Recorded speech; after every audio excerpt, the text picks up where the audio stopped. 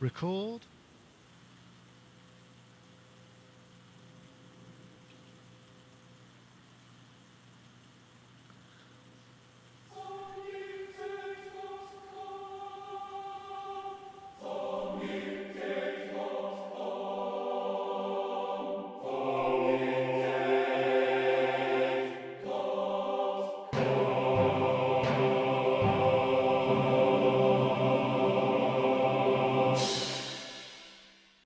Hello, welcome to another Sonic Talk. This is episode number 332. Can you believe it? Seems like only yesterday it was 331. So I want to say thank you very much to everybody. We can't seem to get through to Gaz Williams. As you've noticed, this is our new HD system, and it's still a few kinks in the recording, one of which I've just demonstrated by forgetting to switch the record on the audio back up, but don't worry, it's all going to be fine. I can get hold of that audio. Just too many things to deal with, but we have now enabled it so that we should be able to get 4 people in the show, but sadly we haven't got 4 of them at the moment. I want to say thank you very much to Isotope for their sponsorship of the show. More from them later. We do have a competition winner from the aborted version last week. I want to say thank you to my guests again for last week for covering while everything was sort of being debugged live, but anyway, thank you. That's very kind of you as ever. So I'm going to come to, let's have Dave Spears over there, GeForce Software, looking great in his full HD world. GeForce Software, of course, makers of fine musical instruments and basically looks like what is one of the world's largest collectors of analog synthesizers, turning into rapidly. How are you, Dave? I'm all right, thank you. Yes, we got more this week. You haven't. Just want to see something really cool. I would love to. Like this a lot. Like that. Oh, is that an octave? Meow. Meow. How is that? Beautiful. It's absolutely beautiful, beautiful, beautiful. Sorry, I've got to plug the mains back in. Yeah, really beautiful. Like it a lot. I noticed the only person I've seen demoing or heard one is Jody Wissenhoff from Way Out West, who's in Bristol, who's got one. That's the only person I know that owns one. It looks in pretty good condition.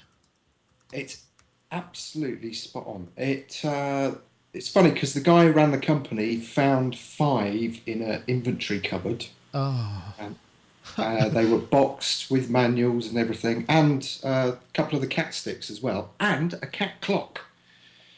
So what's a cat stick? It sounds like something you use to stop cats weeing on your garden. Yeah, no, it's a kind of add-on CV device. You can use it with any synth. It has a couple of LFOs, and it's got 2 little joysticks. Wow, that sounds great. I can't wait to see it. Very, very cool. We haven't got that yet. I'm kind of desperate for that because whilst this is great, it's only 1 LFO, and I'm desperate to put another couple of things in. What would you say its sound character was, primarily?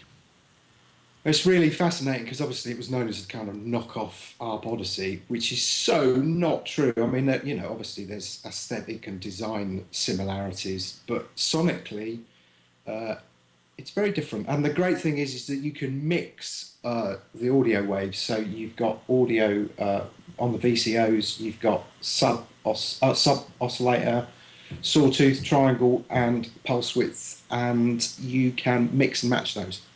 Oh, so you can get some really bombastic bottom end stuff. It's brilliant. Really, really impressed. Oh no, I'm looking forward to having a look at that at some point. Thank you. That's fantastic. Right, well, we better get on to another guest. We've got over there Mark Tinley, who's wearing yet another piece of headgear. Mark Tinley, likebeing.com, sound artist and creative thinker, and man with expanding number of fridge magnets by the looks of things. I am expanding my number of fridge magnets. You can never have enough. I agree. If you buy those little innocent drinks, for the kids with the straw coming out, they're giving away free fridge magnets with those at the moment. Yeah, I always find no good for anyone in America, of course, that piece of information. But if you've got kids and you're in the UK, I'm sure there's an equivalent. I find fridge magnets fall into several categories. You get the ones that aren't quite strong enough to basically to hold a piece of paper. You need the one that's strong enough to hold a party invite. That's the tricky part. I had Well, I had these magnetic bracelets actually, and they're so strong that if you put the thing on your wrist, when you put it on your wrist, it clamps your skin together, and if you break those up into individual magnets, they're brilliant. So there you go, another hot tip that's got nothing to do with music technology. That's all And right. the washing machine in the background. And the washing machine in the background. Well, thanks, Mark, for joining us. And we'll go finally to our US correspondent, Mr. Richard Hilton over there, who's the keyboard player with Chic and also Nile Rodgers' preferred studio guy. Runs the shop over there, the ship, the shop, and the show, shall we say. How are you, Rich? Very well, thank you. I'm glad to hear it. Let's get a bit more level on you. This is the other beauty of this system. I can independently mute and deal with everybody's levels, which is just a dream. Even though I have to keep turning around and looking at my ridiculously complex. That might have been a bit quiet for me. Okay. Do you need something a bit louder yourself? I can. No, it's all good. Excellent. Well, I'm very glad to hear that. So, well, I suppose we should get started. The first thing that we have to look at is this was something from last week, actually, which we sort of mentioned a bit, and this was to do with basically there's a brilliant article, well, or an interesting article, shall we say, on Pro Sound Web by Bobby Owsinski, and it's to do with the this notion that 440 hertz is a sort of fairly recent tuning standard. It used to be 432, and it's got all sorts of connotations and history. Apparently, one theory is that the German propaganda ministry during the war decided they wanted to change it from 432, which was a more sympathetic tone, to 440, which was a more sort of warlike and edgy thing and keep people on their toes. And it's just it opens up an enormous number of possible conspiracy theories or whatever. But I have a video to play which has some audio. So this should basically give us there's two frequencies here. There's basically a loop which has a terrible loop in it, actually. Which loop do you enjoy the most? Spelt terribly badly. This is 432 hertz.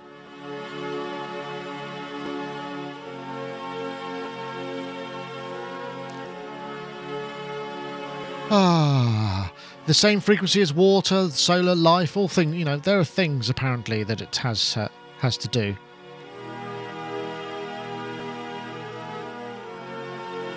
To me, bizarrely, that sounds out of tune, even though it's in tune with itself. And then this is at the 440. And so on and so forth. And what's really bizarre about this is when you look on YouTube, there are just thousands of things that have been retuned to 432 hertz. Obviously, these purists, I guess they must be similar to the people who like to hear violins without vibrato. But it's quite a fascinating subject, and it runs up. One thing that Bobby does mention is that if you look at the now, what's the name of the word? It's cynetic. There's a science that cymatics, which is what sound looks like when going through water. So you get these kind of different representations, vibrations. So this is the 432, which somehow, I don't know whether that means it's good or bad, but it looks pretty. And then 440, which looks like that, which I suppose is less pretty. But that's about as far as it goes. I know, Rich, you've studied music. I think perhaps it's only fair to come to you first. Do you find it pleasing either way? Have you got perfect pitch to start with? No, not really. Occasionally. I have part-time perfect pitch. Part-time perfect pitch. I like the sound of that. It's sort of. Right, just then I had perfect pitch. But I've been playing today. Like, in other words, I have a keyboard to my left here that you guys don't hear, that I hear. Okay. And I had been playing, but I went into my head and I said, play a G. And I played a G in my head, and I laid my hand on G, and it was a G. But out of a dead sleep, maybe now and then, not all the time. But to get to this conversation, I think, and I'm going to sort of hijack the conversation a bit here, and I don't take that lightly. I think that the point about whether it's 440 or 432 is a lot less impressive to our perception of the way something sounds than the compromises that we deal with in equal temperament.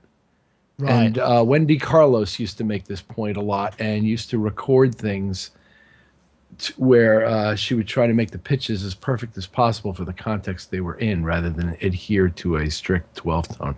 There were certain later Bach Brandenburg recordings that attempted this. And at one point, I did an experiment with a sampler where I actually looked up the tuning tables for like A major, and I tuned the sampler to A major. And when you're playing in A major, it's like the sun came up. It's unbelievable. The difference in the way it affects you and the way that chord sounds when the harmonics are properly tuned. It's really pretty remarkable. But then you play an F sharp major chord, and it sounds like nails on a blackboard. Ah, that's an interesting thought. I mean, so I don't think whether it's 440 or 432 as the pitch center has half as much to do with the way it affects the way we hear things as does the relationship between the pitches in any given single chord that are stretched or narrowed due to the equal temperament that we've come to accept as norm.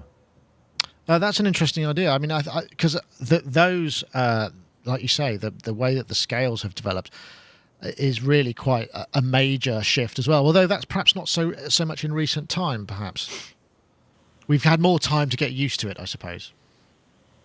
Well, I don't remember exactly where in the musical history that equal temperament became the accepted standard, but certainly by the time of Bach, was it the invention of the keyboard? No. It postdated that because there were keyboards that were tuned to play in a certain range of pitches, and pieces were written for that. Oh, okay. The assumption that you could freely change keys began somewhere around Bach, as I understand it. Now, I could be really out to lunch there, but somebody will let me know if I am. But that's the way I understand it, is somewhere around Bach's time is where the ability to freely change keys became important, and that's what ran the whole equal temperament thing. Right. Okay. Anybody else have any? I know, Dave, you sent me a couple of other links. I mean, it's a fabulous kind of wacky conspiracy theory, but it's actually also quite interesting that that any standard, I suppose, would just be adopted randomly, and what made it stick, I suppose. There's all sorts of weird conspiracy things, isn't there, about the whole Nazis and music. I heard that, it was almost illegal to play anything in a minor key because that was slightly melancholic and whatnot. Which is why I sent you that link, because I love that whole thing about, the whole Nazi thing and jazz. It's like 10% could be improvised. I don't know. There was just a million things in there that I thought were brilliant. I thought this is quite interesting on some kind of... I'm more interested to hear what Mark's got to say about this, actually, because I think he'd probably have a few more profound things to say than I could possibly do.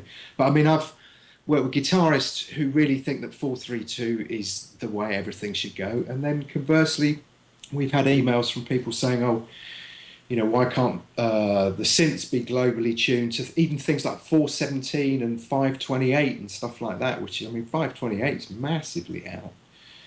So, yeah, I found it quite interesting. And I did do some research on this years ago, and it's something to do with, isn't 440 the kind of one chakra, and 432 is another one, and it's like depending on which one you want to kind of open up and stimulate as to which you're supposed to use. But it all just sounds kind of slightly out of tune if you mix and match to me, so that's about it. Yeah, actually, that's quite interesting because I've got another video which, when I first play this, it really... Well, see what you think. I'll have to talk over it because no doubt there will be an awful amount of copyright issues going on. Although maybe because the fundamentals changed, it might not catch it out. I don't know. That'd be interesting. This is Adele's tuned down to 432. I heard that you settled down, that you... I'm not going to play it all because we will get busted. But that, to me, even the relationships of the pitch within itself that's drifting across the pedal note just sounds wrong to me. And I don't know whether that's because it's the pitch change algorithm or something, but it just sounds very odd. Did anyone else get a chance to listen to any of those other examples?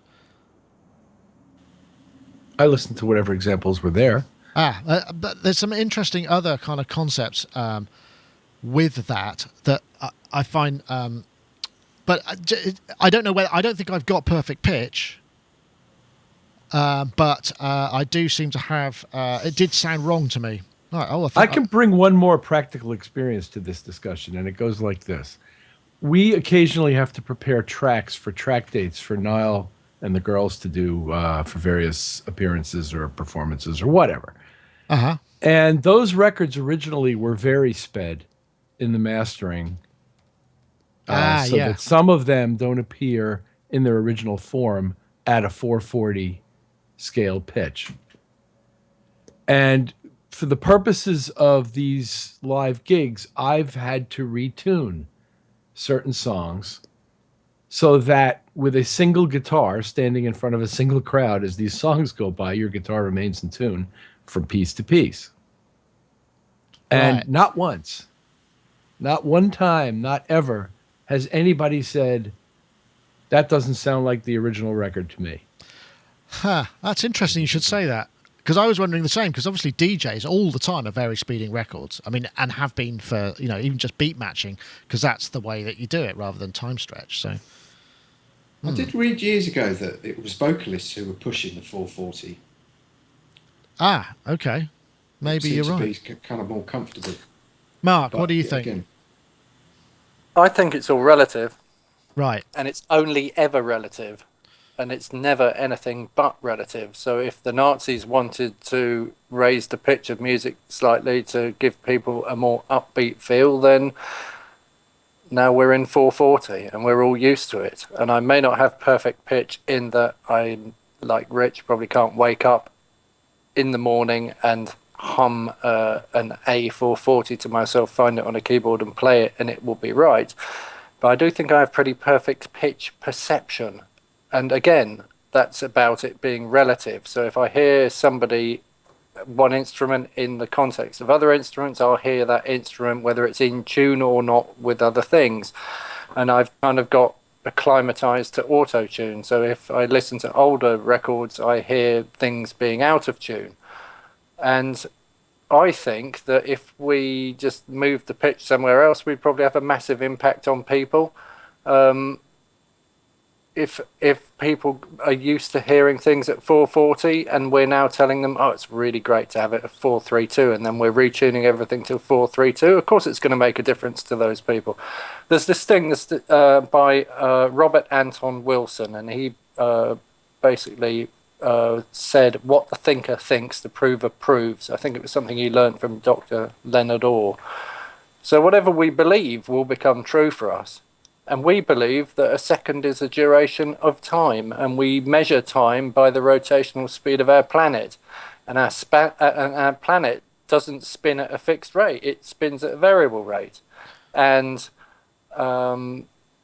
its relativity with other planets is variable, and the speed of sound is variable, and the speed of light is variable. So if we're talking about 440 cycles in a second, what is a second? That's the question you want to ask yourself. Interesting idea. I suppose the other thing is, if you think about it, all these records being at different pitches, doesn't seem to show up on the radio, which is interesting. But I do have Gaz Williams, who's just drinking a glass of water. I caught him by surprise. We managed to get him working. I think his contacts didn't allow me to call him, perhaps. And we've now established contact. How are you, Gaz? Yeah, I'm okay, thanks. I didn't change anything. Ah, okay. So, no, it might have been because I called you from a different machine. Okay. Or I don't know, or something. Anyway, it works. Gaz Williams. What are your thoughts about the 440, 432 debate? Well, it might explain why I've never been able to sing in tune very well. So that is just not true. You can sing perfectly well in tune. I've heard you. But I don't know if I can actually. I mean, I think it's always a struggle. So I might try singing to 432 just to see if it's more in tune with the water in your system. Yeah, I did read somewhere about that people have natural sort of pitches. Okay. So it might not be 432 in my case, but it's something that I've not actually explored. But I think that would be quite an interesting thing. If you might find it varies with your biorhythms, though. Well, yes, that's true. Or if you're a lady at other times of other cycles, that might there may be some truth in that as well. Well, I've got a friend. Depending on what spirit you're channeling at the particular moment. It's on your chakra. Yeah, exactly. You're definitely getting the Glastonbury thing going on there. Yes. Nice retort. I don't know what to say to that. I am a Reiki master teacher, So.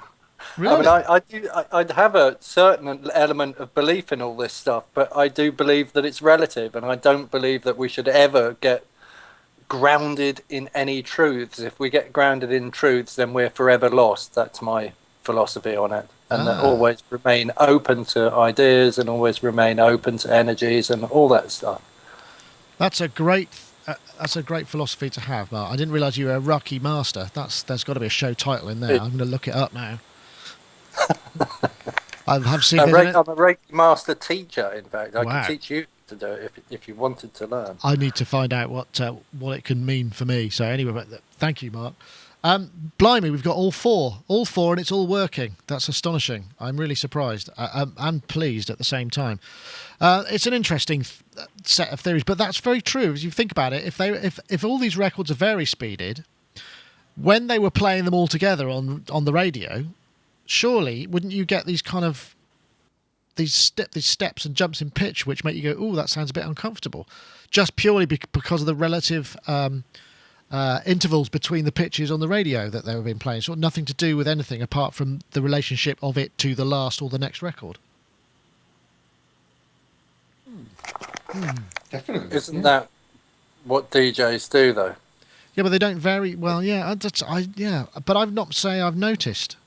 They kind of crossfade from one thing to another and then speed it up after they get to the new tempo or pitch or whatever, don't they? So Well, it's more time stretch now, I think, with Ableton because of all of that other stuff. yeah. Very fascinating stuff, and I'm sure judging by just the sheer number of tracks there are that have been retuned, or just on YouTube, there's just tons of them, and somebody's out there just doing it, and I don't know what their motivation for it is. Lots of them are to do with harmony meditation and transcendental tones and things like that, so I'm guessing there must be a resonance in there that some people feel are more akin to. But yeah, fascinating, well worth a read. That's if you go to Pro Sound Web, and it's a chap called Bobby Owsinski, and I'm pretty sure that was Aziohead who sent me that, if I remember correctly. So thank you for sending that in. Right. I guess I should do an ad because it's time. So I'm just going to say thank you to our sponsors. This is Isotope RX3, and in fact, if you wait, there will be a competition winner. This is RX3, an astonishing suite of audio restoration program. It really does an normal lot. RX3 has just come out. There's a new modules, remove reverb and ambience with the new de-reverb technology. There's a new real-time dialogue denoiser, which allows multiple instances and is very CPU efficient. That's in the sort of the higher quality version, or the Pro suite. But basically, new tabbed interface allows you to work on multiple documents at the same time, so you can compare. Multiple undos allow you to save documents in formats and then be able to go back, so you never miss anything. There's just so many workflow enhancements, and I mean, really, this is kind of pretty much the de facto audio restoration fixing system. I mean, those of you familiar with the show will know that we've had a long relationship with Isotope, and we do very much appreciate them sponsoring the show. And if you want to go to RX3, isotope.com/RX3. If I press that ad again, then I can put the link up there. 10-day trial, isotope.com/RX. Go to it, because we know that you'll probably find something in there you can't live without, which will be great for Isotope and great for us, because it'll prove just how tuned in and switched on you are as an audience and how great we are. I've got to pay for all this stuff somehow. Anyway, right, next up, this is the iTunes Festival. There was an interesting little video it rings a number of issues, actually, but for those who don't know it, there was an iTunes Festival in Camden Town at the Roundhouse, which looks like a great venue. We did some interviews there at the Mute Festival, which was some time back, and there was a gig of this caliber every night for 30 days. Now, I don't know if this is a rig set up for each night or whether this was just for Lady Gaga. Some very big names there, and some sort of slightly less known ones, and it just looks like a really great lot of fun. But what they actually did was create an app that allowed you to view these in real time. So they streamed all of them via the app. You can see the app here. This was a free app, and it was version 4.3, and you could watch every single day of September. Quite known Elton John there as well. Unfortunately, custom reviews are saying things like no sound, no sound, no sound, which I'm guessing is not what they were going for. But primarily, I mean, there are two things that this brought up for me. Rich, actually, you played there, didn't you? Is that right? Thank you. That was the chat room. I just said, don't tell him. I just looked. That proves that I do actually check the chat room. There you go. Thank you very much. The chat room there. I'll switch to that, and you can be able to see. Rich was there too. Thank you, Red Walks. Very much appreciated. And it also gives me the opportunity to throw in my my swanky transparent lower third there of the chat room. Anyway, Rich, you were there. So was it a different setup every night? I suppose you wouldn't know, but I mean, you were there, so you at least have some experience of it. It must have been. Right. Based on it. It was a proper setup for us, and I don't imagine that's a proper setup for anybody but us. Wow. So, I mean, there were two issues there. Did yours get streamed out via the app as well, I suppose? Yeah, we streamed live. Wow. Do you get any idea of how many sort of what the kind of take-up was from those listeners? Do you get any sort of feedback? I mean, obviously, the people in the audience Somebody are probably does. a sellout, so I'm just wondering how, because it just looks to me like the most obvious and clear-cut way to move forward. Maybe not just obviously via an iOS app, but via either, well, we're doing it now, obviously, so I'm obviously a massive evangelist for this kind of thing, but it seems like it's got to be the way forward. Every time you do a gig, you may as well stream it, surely. Unless it's well, there's a lot of technology that goes into being able to, and it would complicate your setup enormously. You're telling me. And increase the cost of doing it tremendously. So the idea of anchoring it to a venue and doing it as a series of nightly concerts makes a lot of sense. The idea, but what you're describing involves taking it on the road properly. And we've begun that discussion about various things that we would want to bring on the road and do. Among them would be streaming and or recording multi-track on a nightly basis. And there are complications involved in each that on any given night could prevent you from being able to do that. Yeah, I guess that's true. I mean, that makes absolutely perfect sense about doing it at the single venue. I mean, because of the straight setup. I mean, because you got your it's all down to network and all of those things that make things very complicated. Unless you take a satellite with you, which is possible too. Well, it's costly. Were there a lot of cameras and cameramen there, or was it quite discreet? No, it was a broadcast. There were camera guys all over the place. It's designed to do what it does. It's I wouldn't say the audience is secondary. It's like any other major festival, like say for example Glastonbury, where the video crew is given a tremendous amount of latitude, and you've got booms swinging over the audience and all that stuff, and camera people all over the stage, and sometimes you see them in the shots.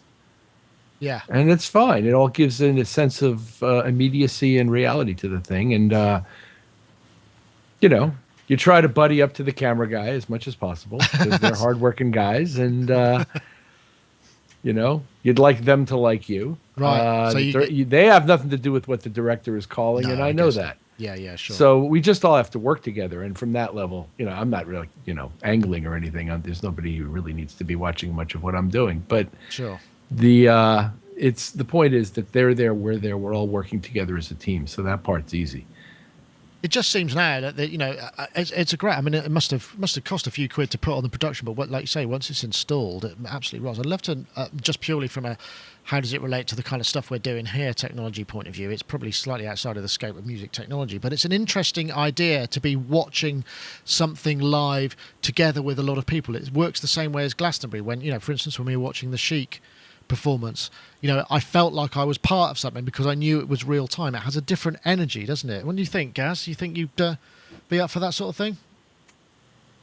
Yeah, definitely. I mean, it's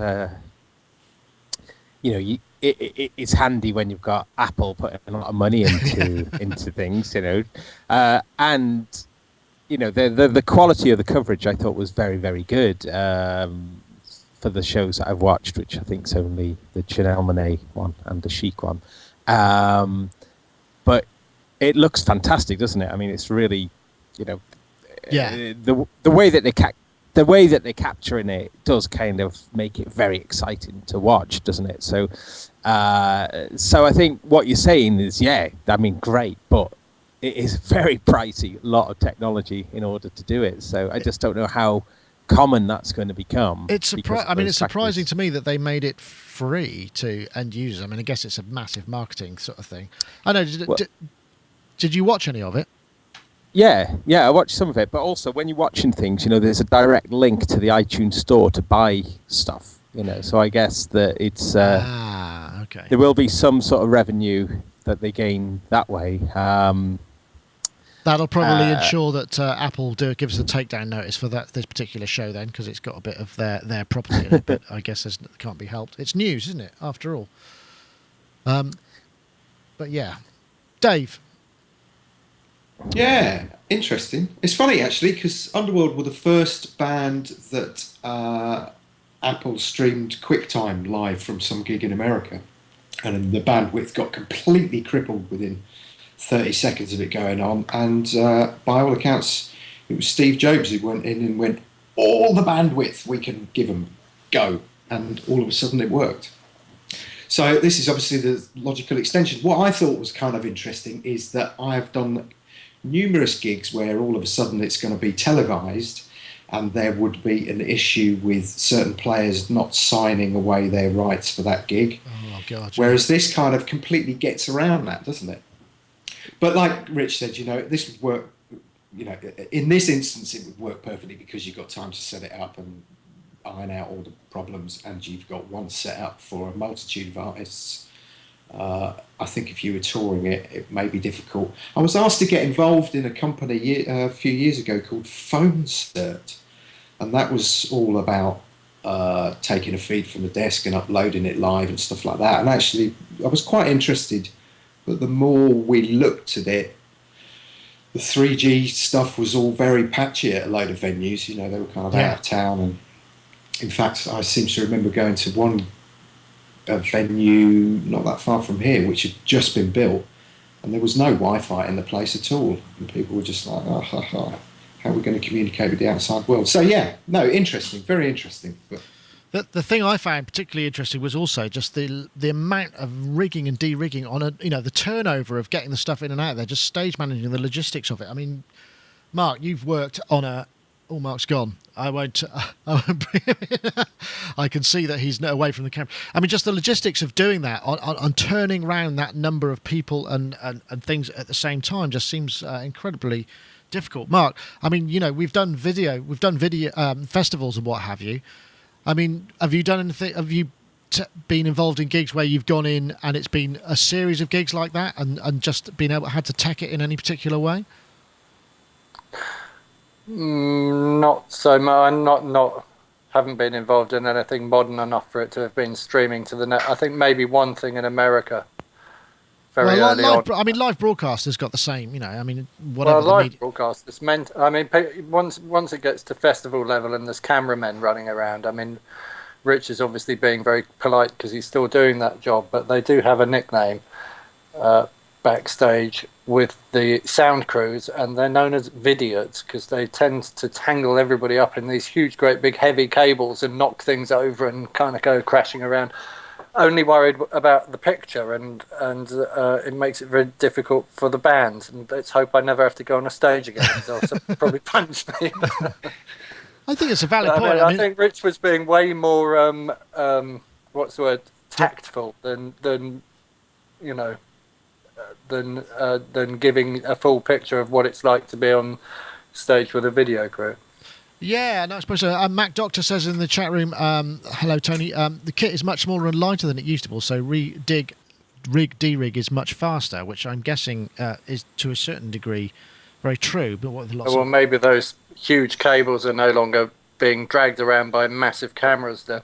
Usually now, there's lots and lots of wireless and short-range broadcasting technology, so you might well have cameras on non-wired connections, so they're just lugging big batteries around, so that's possible as well. But I'd imagine. And I suppose another problem is that the video guys have no idea what the choreography of the show is if they haven't seen the show before. So if they don't realise that a musician's about to go running across the stage waving a guitar about, and they stand in front of that and mess up the cue, then it's probably not their fault, I suppose. That's a good point. I hadn't thought about that. I suppose that may well happen.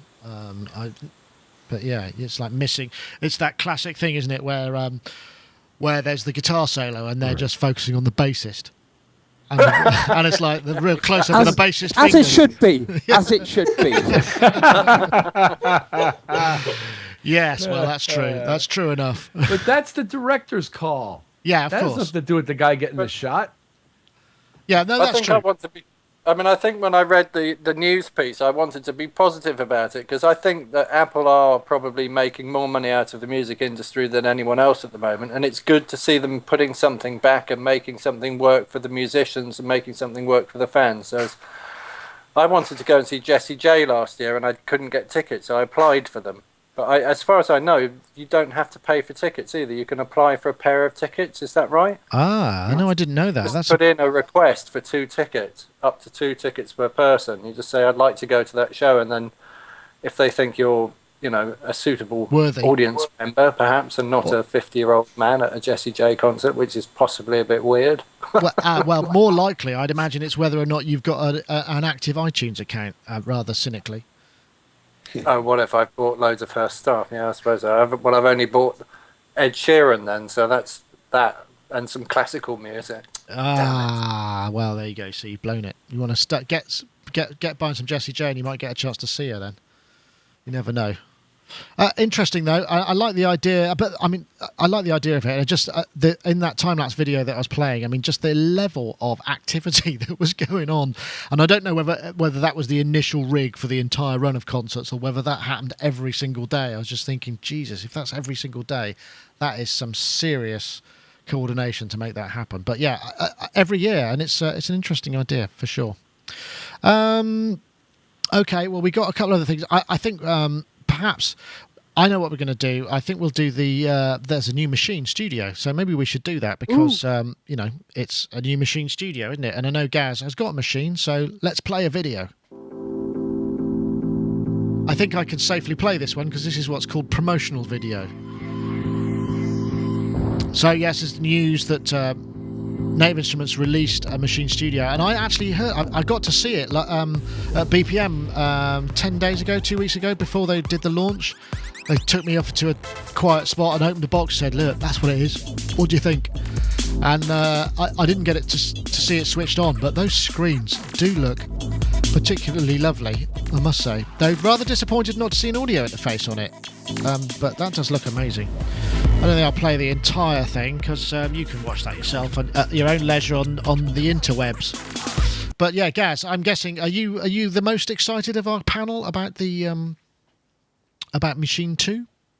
Well, I'm modelling the Mark 1 here.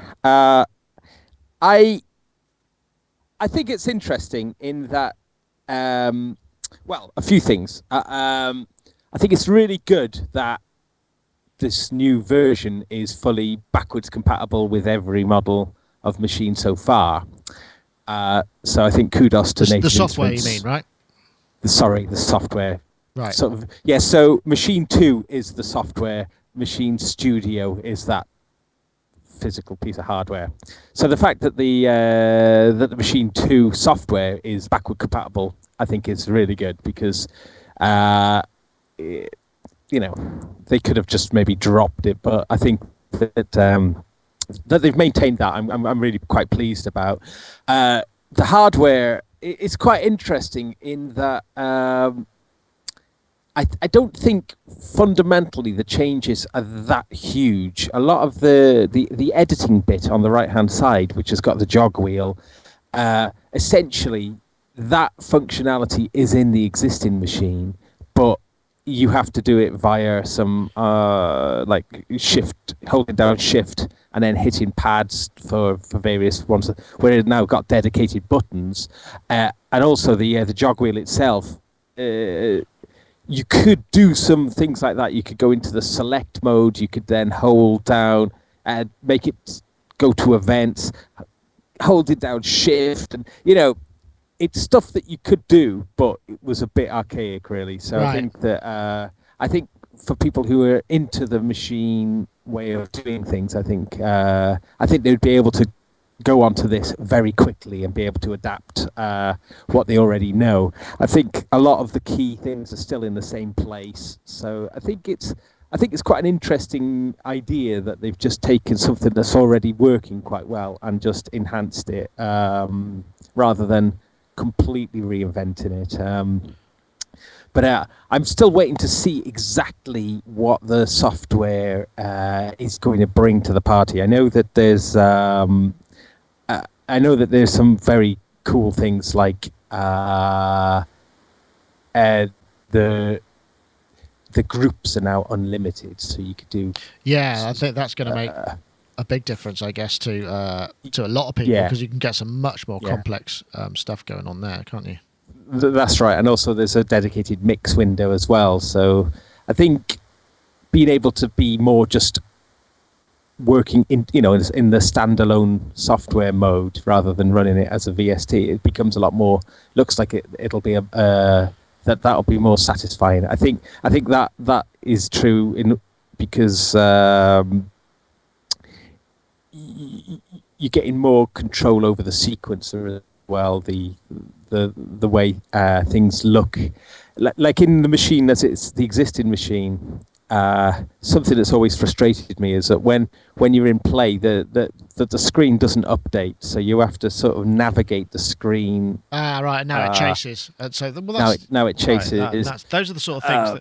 But I mean, it's sort of, it's about £1,000, 1,000 euros kind of thing, and it's still, it seems that they're missing this opportunity to give it audio interface and integrate further. It seems to be, essentially, because it's a piece of software and a control surface, right?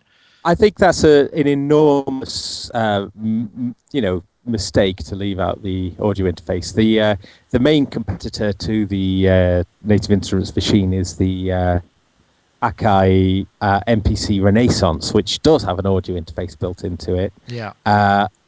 I think that Native Instruments' reasoning is that most people will have audio interfaces already, and also perhaps having the unit where you like it with a minimal amount of cables hanging off it maybe be an influence. But saying that, they put a whole bunch of MIDI sockets on it now, so that would contradict that idea. Yeah, 3 more. Well, 2 more. Yeah. So I don't know why they did. Even if it was just a headphone socket and a stereo out, or just just something or other. But for me, the big thing that I'd have loved to have seen on it is a way, to sample into it. I mean, the new screens look fantastic for the sample editing. That really looks like what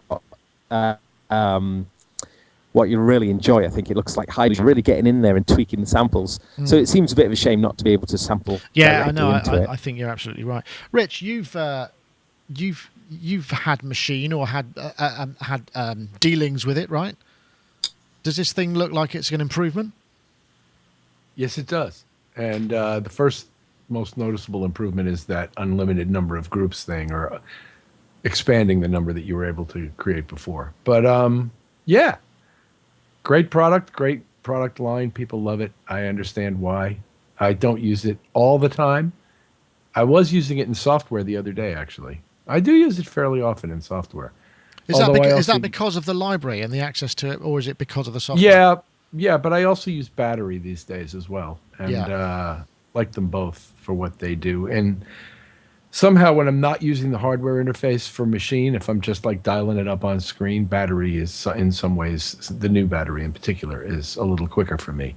Now, I would look at this again because I really like the look of this software, and I can see just the graphical changes they've made make sense to me. Yeah, and it's the thing that looks, again, it's focused on, seems to be focused on the kind of beats type of thing. I mean, Dave, you're a drummer at heart.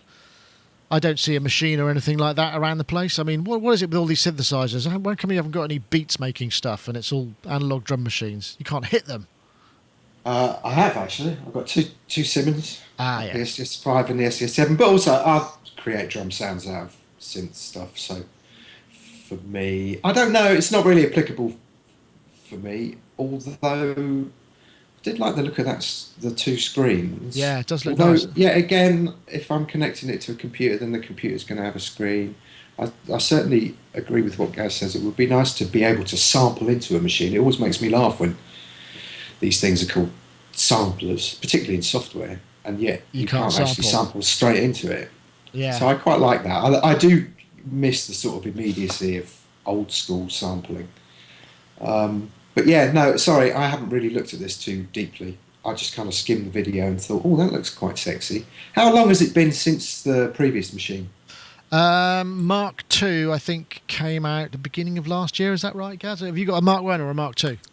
Yeah, I've got a Mark I, which I got last year, and I got it because it was quite heavily reduced, I guess, because the Mark II was just around the corner. So I think the Mark II came out, I think it was about a year ago, I think. Right, okay.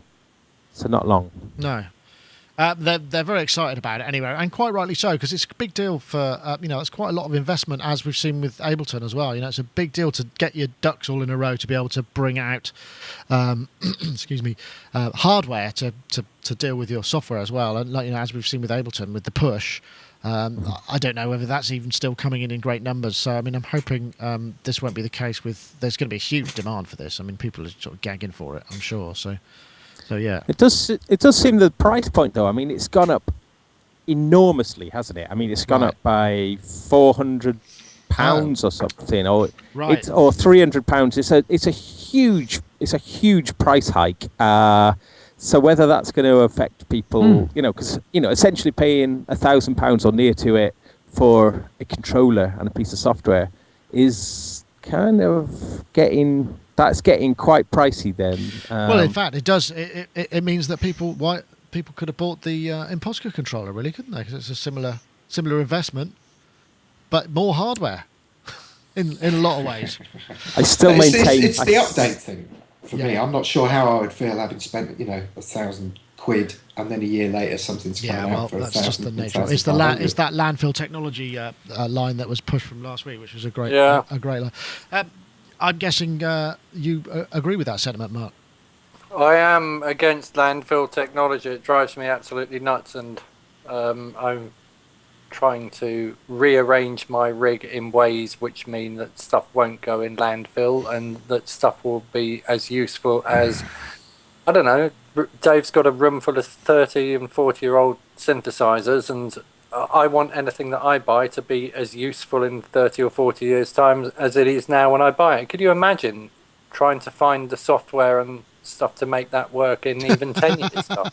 Yeah, that's a good point, actually. So it really is. It's sort of gonna die and go away, isn't it?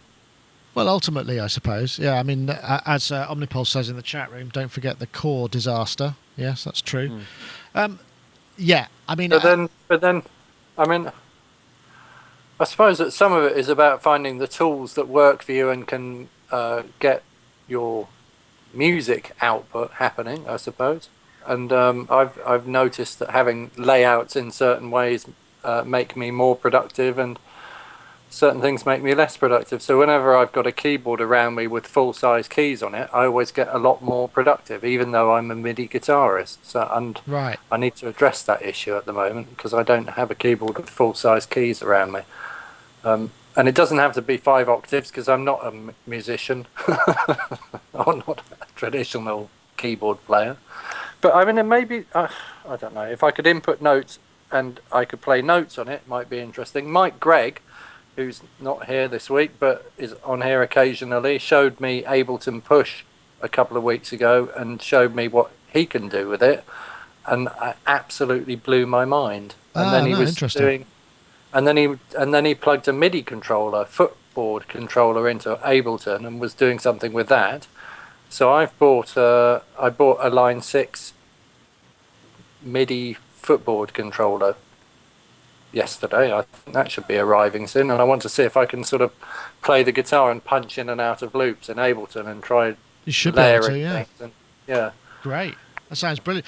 Speaking of, I was talking before the show about the setup here, and it's like, the computer that is streaming this show, the PC in it that's streaming it and recording, is one of the very first Dell multi-quad-core computers, and I reckon that's got to be 7 or 8 years old at least.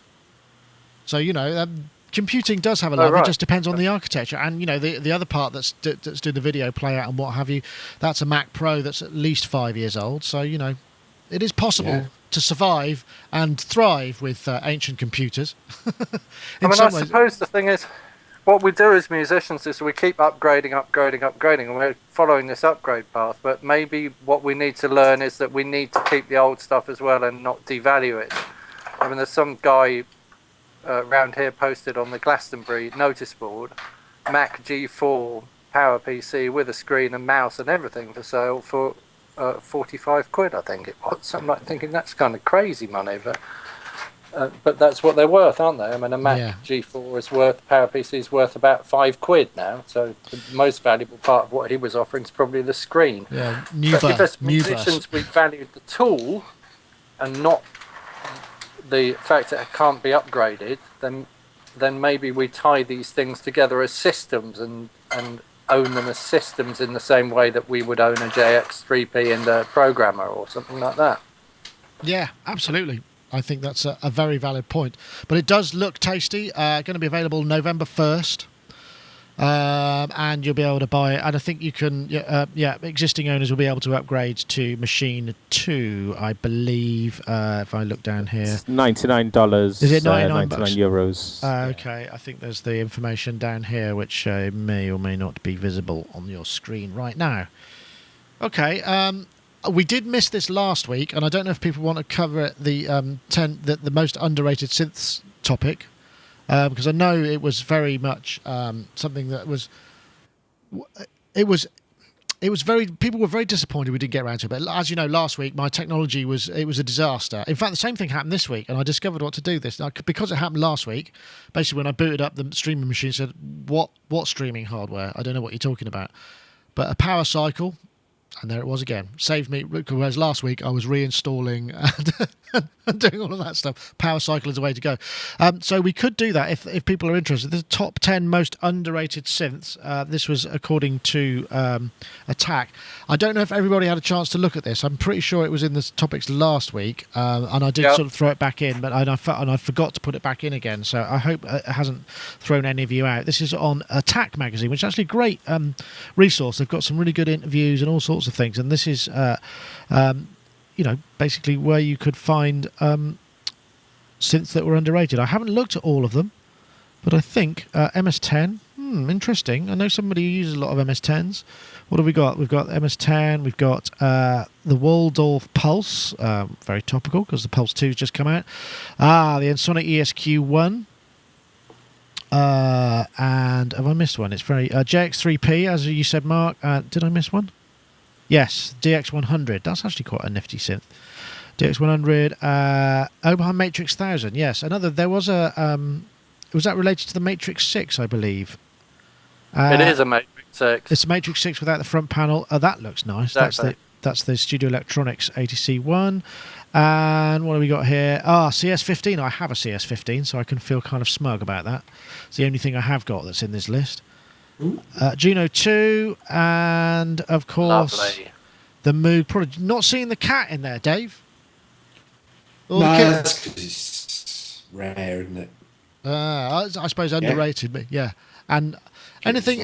Do you concur with any of that? I didn't get a chance to read all this. It's actually not a badly put together article. What do you think? Certainly the CS15, I think that's a great little synth. I've got a 30 over the other side, which I love and use a lot, actually. And the 15, obviously there's no sequencer and stuff like that, but the 15 I always thought was a kind of really good, nice entry level, but still really versatile. It's a great, Yamaha. I when I got the CS15, I had it for a while. It wasn't really ever given to me. Someone lent it to me a very, very long time ago, and it had never asked for it back. We sort of fell out. So I don't know whether I've just taken it as payment for falling out, or anyway, it's a complicated. But it's got a great sound. Those dual filters, that Blade Runner sound, the brassy kind of CS80 kind of lead, that it does that. But it's a very specific setting you need to get. And when I first discovered that, I was like, wow, I didn't think you could get that with something so cheap or so low cost. So some good stuff in there. I don't know, Rich, got any? Was there anything not in there? Yeah, the SY1s and 2s are good. Oh, the Yamahas. Were they? Yeah, very, very GX. Yeah, no, go on, go, Rich, because I know what you're going to say. Do you? Well, in almost every case, the synth pointed to something else in their line that I thought was more legendary, more wonderful, and more worthy. Underrated. I'm not sure how do you call a synthesizer underrated, because I find that some people will relate almost anything as a really highly coveted synth. And I mean that as almost as cynically as it sounds. No, I don't really mean it to be so cynical, but it's true. People, what makes something underrated? I had a hard time with this list. Very few of those synths meant much to me. Ah, okay. I like the DX7. The DX 100. Well, that DX7 was. DX100. Well, I used the DX100 and I enjoyed it, and for the money and the fact that it was a 4-op FM synth, it was fun, and you could get around on it and do some cool stuff. So that was one that I actually had some personal relationship with.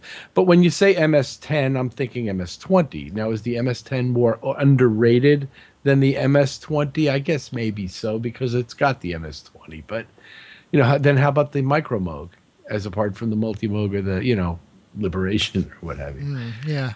The Rogue was cool because they sold it at Radio Shack, and they actually tried to sell synthesizers out of Radio Shack. I think they gave it a different name, but it was essentially a Rogue.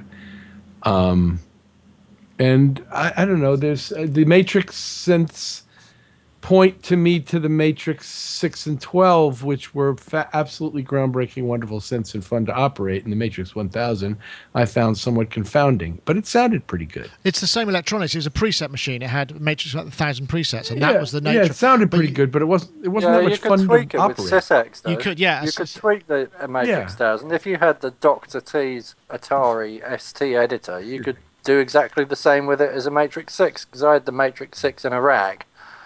And then I got a Matrix 1000 and went, it's smaller and easier to cart about. I don't need that big thing. I can have this small thing. Well, there wasn't anything that you could... There was very little you could do on the front of a Matrix 6, as I recall. It had a data slider. That was about it, wasn't it?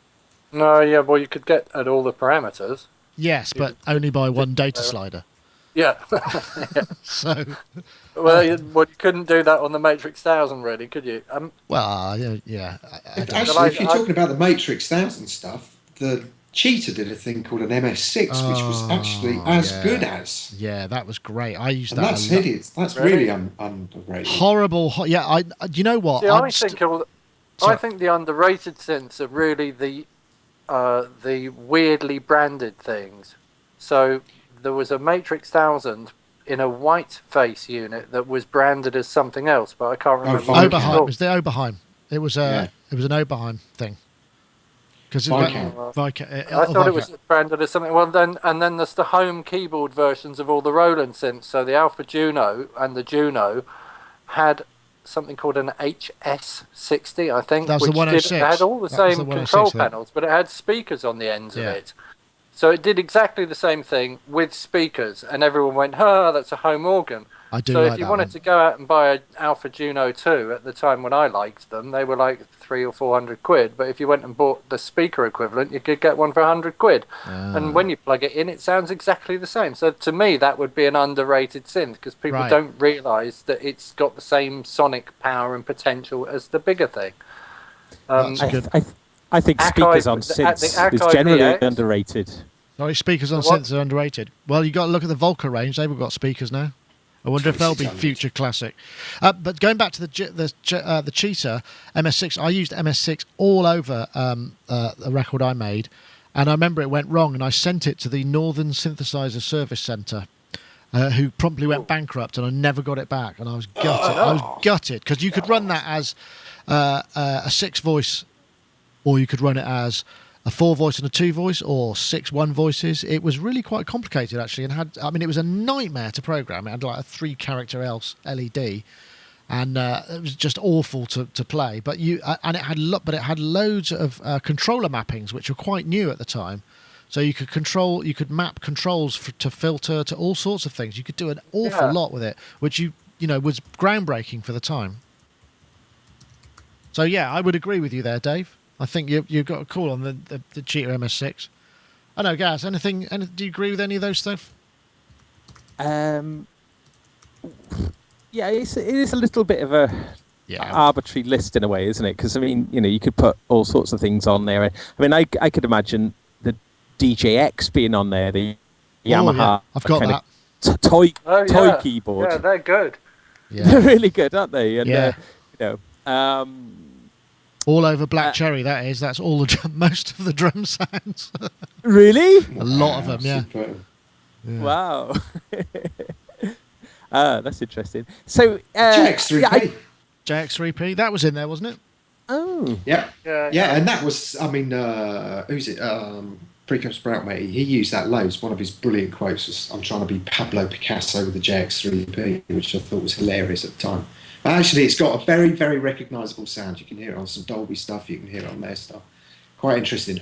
Complete nightmare in terms of MIDI implementation, and a right pain in the arse unless you've got the controller. But a great little sequencer.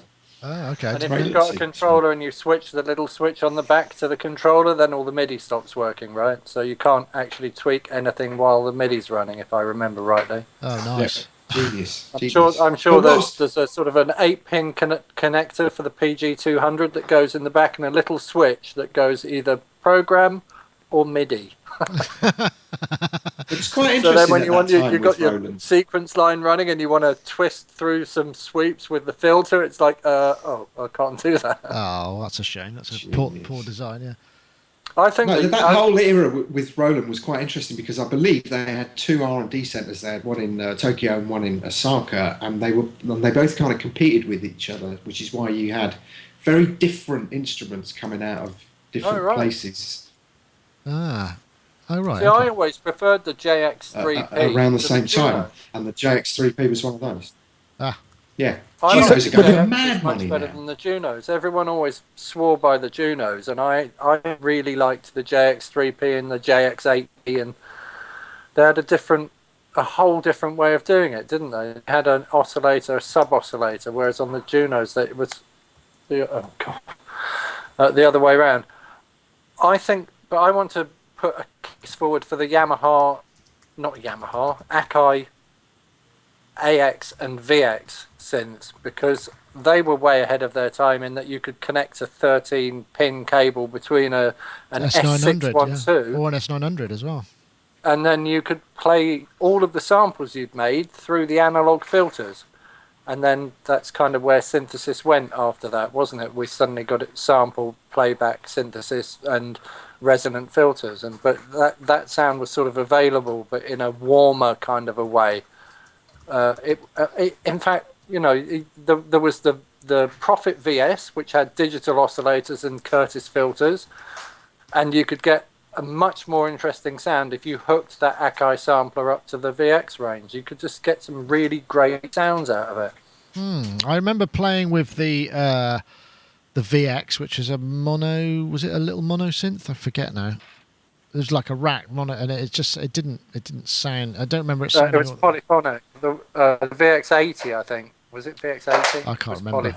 Okay, interesting. Little known fact that Akai did actually make some synthesizers. I mean, it was but AX60 73. Who's that in the chat room? That's Sonic 94331 AX60 AX73 80 and VX90. VX90. I think that's what I had, a VX90. Right, okay. So that should have made it on the list, according to saying, well, that's fair enough. I think it should be on that list. But especially as nobody really knows what they are and they go for really reasonable money. Or used to. That's the problem. Damn it. I was thinking about buying one as well. Now I've shot myself. Yeah, well, you've blown it now. Unless you've got one actually en route. You're kind of... It's all right. It's an interesting topic, though. But you're right, Rich. I mean, it's so subjective, isn't it? I mean, you can't really sort of say one way or the other. It's down to the individual. And but that individual, like I said, on Attack Magazine, well worth checking out. They've got some great stuff on the site. Generally, I've added it to my RSS feed. I think they've done a recent one, which is the most expensive synths. Oh, there you go. Ah, there we go. Yeah, the Gearless, the world's most expensive synths. Ah, you can't beat a good list article for page views. For a minute, there's like a big picture of Tonto, and for a minute I thought it was for sale. Absolute bargain. Seconds, got very excited. Oh yeah, and they did this next week's show, Dave. We're going to see Tonto behind. Yeah. Oh, I wish. Well, I mean, you can't go a week without having a new acquisition, Dave. Surely. Absolutely not. No, in fact, we got 3 this week. Bloody hell! I bought 2 Mac Minis, which is that's one of them, and that's the other one. You're actually hosted on one of them, and Gaz is on the other. So there you go. That's two Mac Minis for 400 quid. I think it was a bargain. Wow, that's good. Yeah, and they run everything, so that's fine. I'd give you twice that for Dave and Gaz. I'll see what I can get for them. I'm working on sponsorship. Maybe that's it.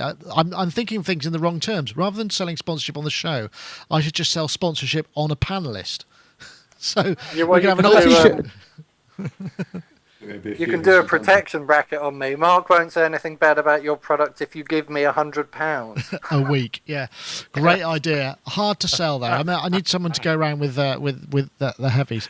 I wanted to finish just because there was some. I found this on Stereo Clang, which is another great blog, and this was.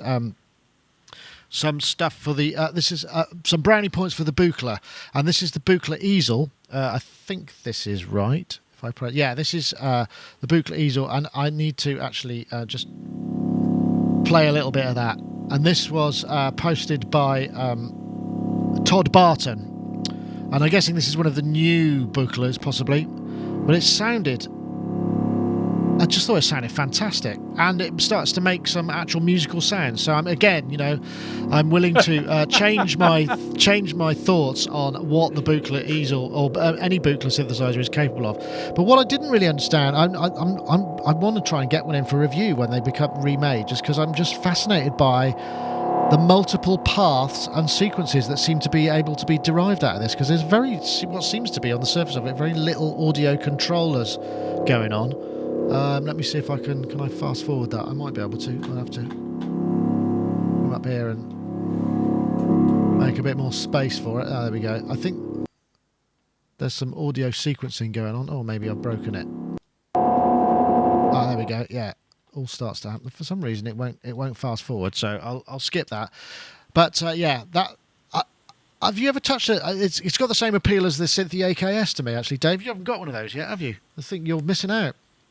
What, AKS? No, not the AKS. A Buchla easel.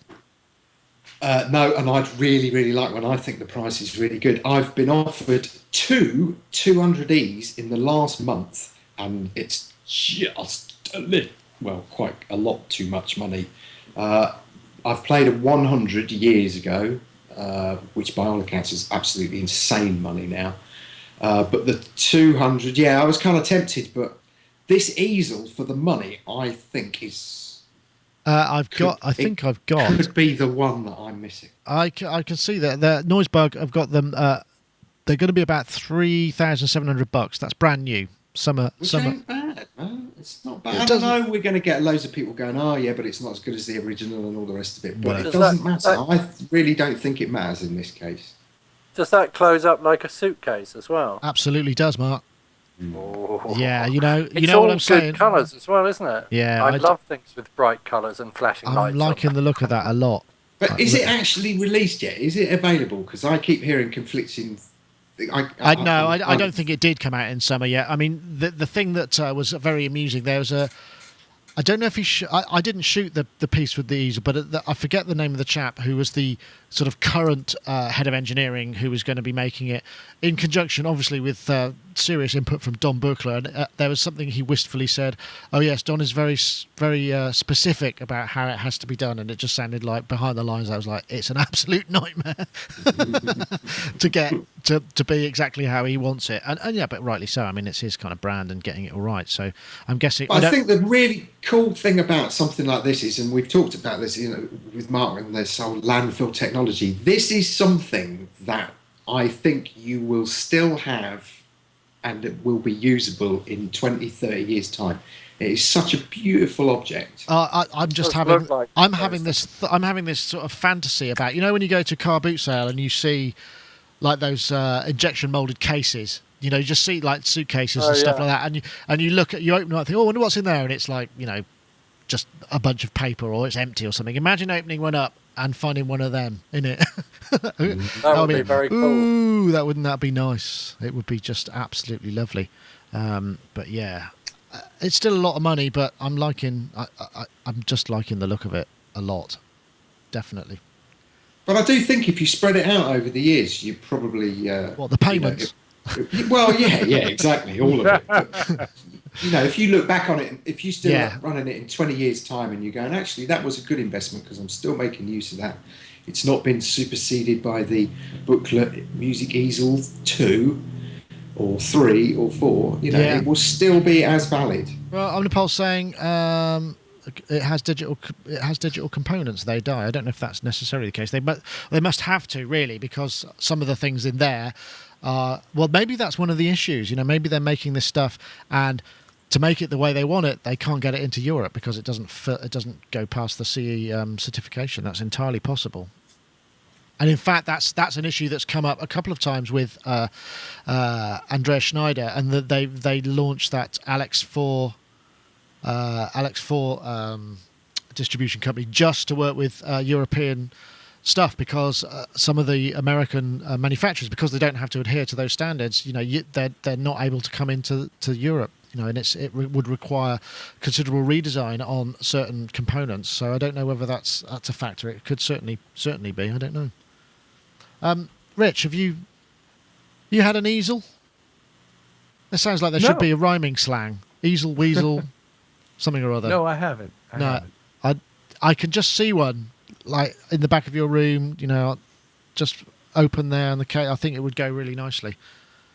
Maybe I can get them to sponsor the show and they can just send us 4 or 5, and then we're done. You could do like easel good, he's Ebenezer good, couldn't you? Mark, you're a marketing genius. I think you should pitch it to him. Thank you. I can put you in touch with Mr. Olesh, who's head of SM Pro Audio, and I think they've got significant holdings in the new Buchla. Oh, fabulous! We'll see what we can. In the advert. Yeah, absolutely. That would be awesome, wouldn't it? I wanted to finish, though, with because this was going, because I discovered the music of Alessandro Cortini recently, and it really blew my mind. And I suspect, or I know, he's a big proponent of the Buchla stuff, and he's got a band called Sonoio. I don't know if I've pronounced that right at all. A couple of albums, and they're just absolutely brilliant. As I said, I think before when I discovered, I just don't understand how these mixes have gone together. They're very intense in the mid ranges and what have you. But so I'll do a play out with that. But perhaps for now we can leave it as is, because I've got to go and head home and do all those family things. So I want to say thank you to everybody for joining us. It's been a pleasure, and we managed to sustain 4 live guests. There they are, 1, 2, 3, 4, each with their own Skype machines. So that's good news. And I managed to play some stuff. Oh, what's that? You got a new T-shirt there, Moog T-shirt. Well, that's what you were saying about sponsoring, and I used a Sharpie and I ruined a perfectly good T-shirt, and you cut away from me. So. But the thing is, now it's in HD. We can see all those little product placements. I'm terribly sorry about that. That's the other problem with this, because I'm only looking at the current shot. I have to look over there to see all the other ones. I need to maybe figure out where my goes. But anyway, I want to say thanks to everybody. I'll come to you, Mr. Moog, Mr. Moog Williams, Gaz Moog Williams at songsurgeon.co.uk. Thank you. Actually, you can scrap that. I've got a new website. I've just launched it. It's gazwilliams.me. Okay. So, I will. We'll do that for next time. Can I drum up some interest? It's like a blog website, and I'm just going to love it. GazWilliams.me. There it goes. Yeah, I'd love it if people I'll spell were it to. right. I could probably spell it properly. That would probably help, wouldn't it? Yeah, I'd love it if people went, and it's a blog site, so I want to try and get people kind of interacting with it. So please, there we go. pop along. GazWilliams.me. Thank you very much. So go along there. Thanks, Gaz. And Dave Spears, thanks for joining us. I know you said you were recovering from a bit of a cold. It's that time of year, isn't it? After the summer, they all start to come out. It's when people start going out and interacting with other people in rooms. That's the beauty of this, you see. We don't have to actually exchange any air. Yeah, perfect. I went to London and it was on the underground, and I was like, I know I'm going to come down with some. Oh, anyway. God, yeah. I went to London. I had to go across London on Monday, actually. Went to see Korg. In fact, I got a great... I might show you this. I can't say why I was there, but when I got there, there was this brilliant Let's see if I can find it. I took a photo of it because it made me feel so important. See if I can hold it up. I'll have to switch it to autofocus. Go on.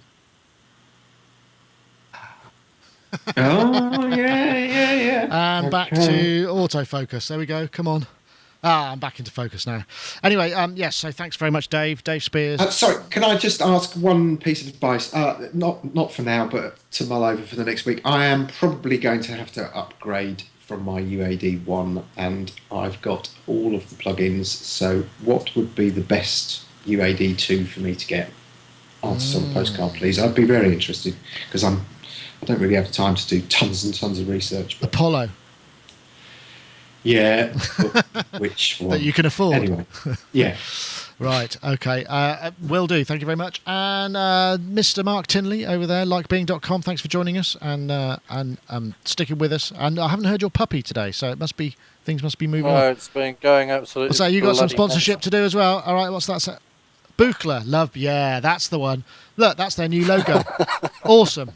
I like you when had a little bit of a stumble upon during the week because I was trying to find out about something and I watched the video on YouTube about it, and then at the bottom I saw it said talked about on Sonic State podcast number 299 at so many minutes and so many seconds. So I clicked on it and it took me to me talking about it and saying that it was rubbish. So then I thought, oh, I probably ought not to get it. And then I actually had this horrible realization that I'm forever like saying that, oh no, that will never work and this is no good and that's no good. And that might actually have an influence on people's decision-making process about what they buy. So I just humbly apologize to all the manufacturers, and I'll have to stop trying to come on here when I'm grumpy because the puppy's done something terrible on the floor or something like that. So well, Mark, the thing is, it's always good to have another point of view, though. That's it's called editorial balance. I think people with Asperger's are just very good at finding the key negative points about things and noticing the fine details where something's not right. Right. So although the big picture might be that it's a great product, but I'll find the problem. We're just problem solvers naturally, so I do apologise to. No, I don't think you should, but I appreciate you taking the time. But yeah, that's funny. Would you care to name the product, or is that just rubbing salt into the wounds? Well, last week it was Line 6, the Pod 2, wasn't it? And what I've actually discovered is that the Pod 2 is still a current product and it's alongside the other pod that I've got, and that they didn't replace the Pod 2 with the Pod X3 or the Pod Research HD. is everything. The Pod 2 is still for sale and it's one of their line of things that they're not trying to say the other one is the replacement for it. So I made a mistake. Okay, my phone's ringing, so I'm going to have to say goodbye to Rich, and then I'll probably have to answer it. Rich, thank you very much for joining us. Hiltonius.com. Look, Chic, there we go. Maybe, I'll be happy to accept sponsorship from Chic, but they do that already in kind, so there's really no need to. But yes, thank you very much, Rich, for joining us. Thank you for having me. Much appreciated. In full HD. So once again, that's the end of the show. Like I said, I'm going to play out with this fabulous Alessandro Cortini track and screw the consequences of it. And in the meantime, I'm going to answer the phone. Anyway, here it comes.